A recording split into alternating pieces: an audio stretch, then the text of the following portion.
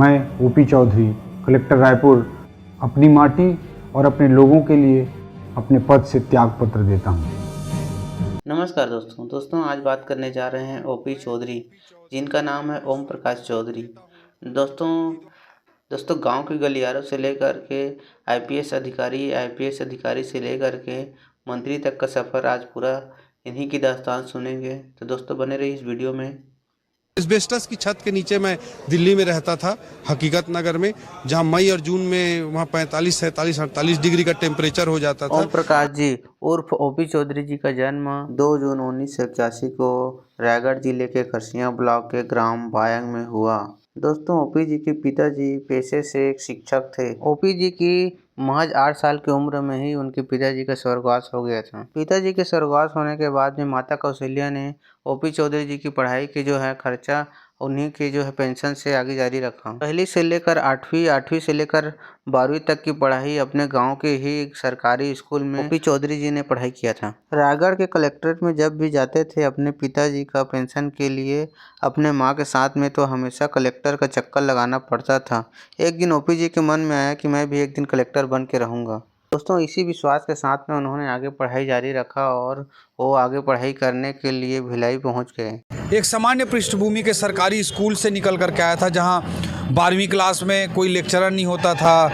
हमारे स्कूल में ना मैथ्स का लेक्चरर था, ना फिजिक्स का लेक्चरर था, ना केमिस्ट्री का लेक्चरर था, ना बायो का लेक्चरर था, ना हिंदी का लेक्चरर था। केवल एक लेक्चरर था अंग्रेजी का। वैसी स्कूल से, सरकारी स्कूल से, गांव की स्कूल से मैंने 12वीं पास की और भिलाई के कल्याण कॉलेज में भी मेरा कुछ साल गुजरा यहाँ पर।